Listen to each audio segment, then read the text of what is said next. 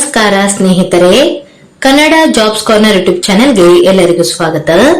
ಚಾಮರಾಜನಗರ ಜಿಲ್ಲಾ ನ್ಯಾಯಾಂಗ ಘಟಕದಲ್ಲಿ ವಿವಿಧ ಹುದ್ದೆಗಳ ನೇಮಕಾತಿಗೆ ಸಂಬಂಧಪಟ್ಟಂತೆ ಅರ್ಜಿಗಳನ್ನ ಆಹ್ವಾನಿಸಲಾಗಿರುವಂತದ್ದು.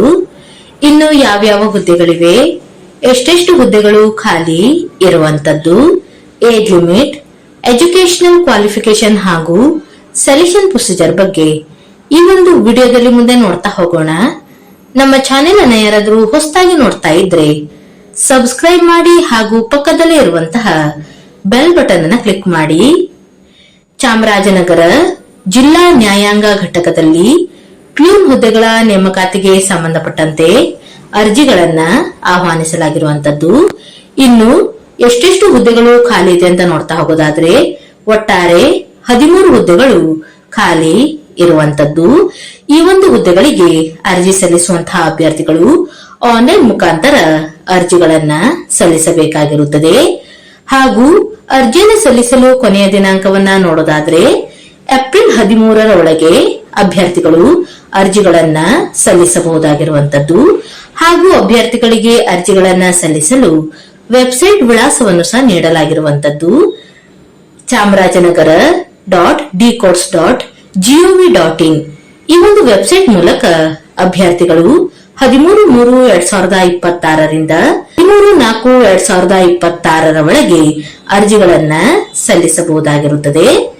ಹಾಗೂ ಅಭ್ಯರ್ಥಿಗಳು ತಮ್ಮ ಚಾಲ್ತಿಯಲ್ಲಿರುವಂತಹ ದೂರವಾಣಿ ಸಂಖ್ಯೆ ಹಾಗೂ ಇಮೇಲ್ ಐಡಿಯನ್ನ ಅರ್ಜಿಯಲ್ಲಿ ಕಡ್ಡಾಯವಾಗಿ ನಮೂದಿಸಬೇಕಾಗಿರುತ್ತದೆ.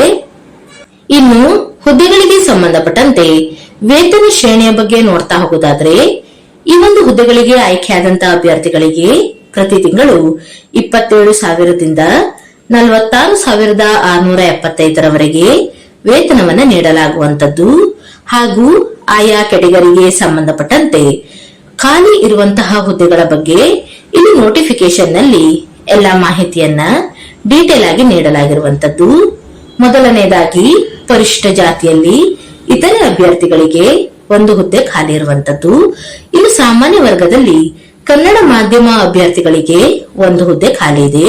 ಕೆಟಗರಿ 2A ಇತರೆ ಅಭ್ಯರ್ಥಿಗಳಿಗೆ ಒಂದು ಹುದ್ದೆ ಖಾಲಿ ಇರುವಂತದ್ದು.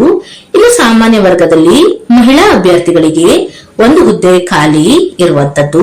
ಪರಿಶಿಷ್ಟ ಪಂಗಡದಲ್ಲಿ ಗ್ರಾಮೀಣ ಅಭ್ಯರ್ಥಿಗಳಿಗೆ ಒಂದು ಹುದ್ದೆ ಖಾಲಿ ಇದೆ. ಸಾಮಾನ್ಯ ವರ್ಗದಲ್ಲಿ ಗ್ರಾಮೀಣ ಅಭ್ಯರ್ಥಿಗಳಿಗೆ ಒಂದು ಹುದ್ದೆ ಖಾಲಿ ಇರುವಂತದ್ದು. ಹೀಗೆ ಇನ್ನುಳಿದಂತಹ ಹುದ್ದೆಗಳಿಗೆ ಸಂಬಂಧಪಟ್ಟಂತೆ ಕೆಟಗರಿ ವೈಸ್ ಇಲ್ಲಿ ನೋಟಿಫಿಕೇಶನ್ ನಲ್ಲಿ ಎಲ್ಲಾ ಮಾಹಿತಿಯನ್ನ ಡೀಟೇಲ್ ಆಗಿ ನೀಡಲಾಗಿರುವಂತದ್ದು. ಎಲ್ಲವನ್ನು ಸಹ ಒಂದು ಬಾರಿ ಚೆಕ್ ಮಾಡಿ. ಇನ್ನು ಎಜುಕೇಶನಲ್ ಕ್ವಾಲಿಫಿಕೇಶನ್ಗೆ ಸಂಬಂಧಪಟ್ಟಂತೆ ನೋಡ್ತಾ ಹೋಗೋದಾದ್ರೆ ಅಭ್ಯರ್ಥಿಗಳು ಕರ್ನಾಟಕ ಪ್ರೌಢ ಶಿಕ್ಷಣ ಪರೀಕ್ಷಾ ಮಂಡಳಿ ನಡೆಸುವಂತಹ SSLC ಪರೀಕ್ಷೆಯಲ್ಲಿ ಉತ್ತೀರ್ಣರಾಗಿರಬೇಕು. ಹಾಗೂ ಕನ್ನಡ ಭಾಷೆಯನ್ನ ಓದಲು ಮತ್ತು ಬರೆಯಲು ತಿಳಿದುಕೊಂಡಿರಬೇಕಾಗಿರುತ್ತದೆ. ಇನ್ನು ಸೆಲೆಕ್ಷನ್ ಪ್ರೊಸೀಜರ್ ಬಗ್ಗೆ ನೋಡ್ತಾ ಹೋಗೋದಾದ್ರೆ ಅಭ್ಯರ್ಥಿಗಳು SSLCಯಲ್ಲಿ ಪಡೆದುಕೊಂಡಿರುವಂತಹ ಅಂಕಗಳ ಆಧಾರದ ಮೇಲೆ 1:10 ರೇಷಿಯೋದ ಆಧಾರದ ಮೇಲೆ ಅಭ್ಯರ್ಥಿಗಳನ್ನ ನೇರ ಸಂದರ್ಶನಕ್ಕೆ ಕರೆಯಲಾಗುವಂತದ್ದು. ಹಾಗೂ ಅಭ್ಯರ್ಥಿಗಳು ಸಂದರ್ಶನದಲ್ಲಿ ಗಳಿಸಿರುವಂತಹ ಅಂಕಗಳ ಆಧಾರದ ಮೇಲೆ ಆಯ್ಕೆಯನ್ನ ಮಾಡಿಕೊಳ್ಳಲಾಗುತ್ತದೆ. ಹಾಗೂ ಅಭ್ಯರ್ಥಿಗಳಿಗೆ ಕನ್ನಡ ಓದಲು ಹಾಗೂ ಬರೆಯಲು ಹಾಗೂ ಸಾಮಾನ್ಯ ಜ್ಞಾನದ ಬಗ್ಗೆ ಪರೀಕ್ಷೆಯನ್ನು ಸಹ ನಡೆಸಲಾಗುವಂತದ್ದು. ಒಟ್ಟು 10 ಅಂಕಗಳಿಗೆ ಪರೀಕ್ಷೆಯನ್ನ ನಡೆಸಲಾಗುತ್ತದೆ. ಹಾಗೂ ಈ ಮೇಲೆ ತಿಳಿಸಿರುವಂತಹ ಹುದ್ದೆಗಳಿಗೆ ಸಂದರ್ಶನವನ್ನು ಸಹ ನಿಗದಿಪಡಿಸಲಾಗಿರುವಂತದ್ದು. ಒಟ್ಟು 10 ಅಂಕಗಳಿಗೆ ಸಂದರ್ಶನವನ್ನ ನಡೆಸಲಾಗುತ್ತದೆ. ಇನ್ನು ಪ್ರೊಬೇಷನರಿ ಪೀರಿಯಡ್ ಬಗ್ಗೆ ನೋಡ್ತಾ ಹೋಗೋದಾದ್ರೆ ಈ ಒಂದು ಹುದ್ದೆಗಳಿಗೆ ಆಯ್ಕೆಯಾದಂತಹ ಅಭ್ಯರ್ಥಿಗಳಿಗೆ 2 ವರ್ಷಗಳ ಕಾಲ ಪ್ರೊಬೇಷನರಿ ಪೀರಿಯಡ್ ಇರುವಂತದ್ದು.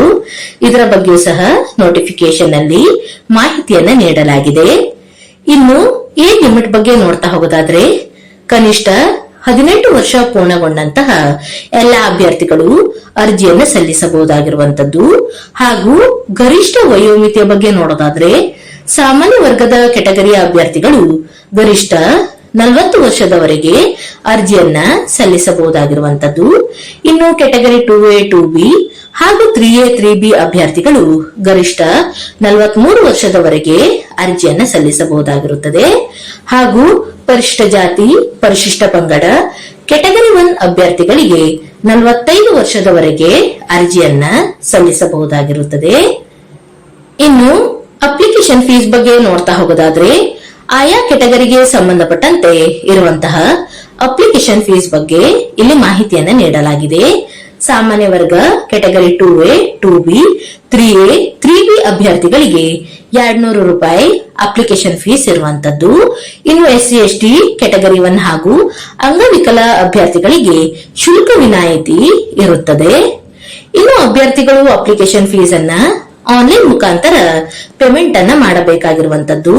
ಅಂದರೆ credit card, debit card, internet banking, IMPS, UPI payment ಹೀಗೆ ಅಭ್ಯರ್ಥಿಗಳು ಆನ್ಲೈನ್ ಮುಖಾಂತರ ಪೇಮೆಂಟ್ ಅನ್ನ ಮಾಡಬೇಕಾಗಿರುವಂತದ್ದು. ಇನ್ನು ಆಯ್ಕೆಯಾದಂತಹ ಅಭ್ಯರ್ಥಿಗಳಿಗೆ SMS ಮತ್ತು ಇಮೇಲ್ ಮುಖಾಂತರ ಮಾಹಿತಿಯನ್ನ ನೀಡಲಾಗುವಂತದ್ದು. ಇನ್ನು ಸಂದರ್ಶನಕ್ಕೆ ಅರ್ಹ ಅಭ್ಯರ್ಥಿಗಳ ಪಟ್ಟಿಯನ್ನ ನ್ಯಾಯಾಲಯದ ವೆಬ್ಸೈಟ್ ನಲ್ಲಿ ಪ್ರಕಟಿಸಲಾಗುತ್ತದೆ. ಸದರಿ ಪಟ್ಟಿಯ ಆಧಾರದ ಮೇಲೆ ಅಭ್ಯರ್ಥಿಗಳನ್ನ ಸಂದರ್ಶನಕ್ಕೆ ಕರೆಯಲಾಗುವಂತದ್ದು. ಇನ್ನು ಆಸಕ್ತ ಮತ್ತು ಅರ್ಹ ಅಭ್ಯರ್ಥಿಗಳು ಈ ಒಂದು ಹುದ್ದೆಗಳಿಗೆ ಅರ್ಜಿಯನ್ನ ಸಲ್ಲಿಸಬಹುದು. ಇವಿಷ್ಟು ಚಾಮರಾಜನಗರ ಜಿಲ್ಲಾ ನ್ಯಾಯಾಂಗ ಘಟಕದಲ್ಲಿ ಕರೆಯಲಾದಂತಹ ಪ್ಯೂನ್ ಹುದ್ದೆಗಳ ನೇಮಕಾತಿಗೆ ಸಂಬಂಧಪಟ್ಟಂತಹ ಮಾಹಿತಿಯಾಗಿರುತ್ತದೆ. ಈ ಒಂದು ವಿಡಿಯೋ ನಿಮ್ಗೆ ಇಷ್ಟವಾಗಿದ್ದಲ್ಲಿ ಒಂದು ಲೈಕ್ ಮಾಡಿ, ಶೇರ್ ಮಾಡಿ ಹಾಗೂ ಸಬ್ಸ್ಕ್ರೈಬ್ ಮಾಡಿ. ಜೊತೆಗೆ ಪಕ್ಕದಲ್ಲೇ ಇರುವಂತಹ ಬೆಲ್ ಬಟನ್ ಅನ್ನ ಕ್ಲಿಕ್ ಮಾಡಿ.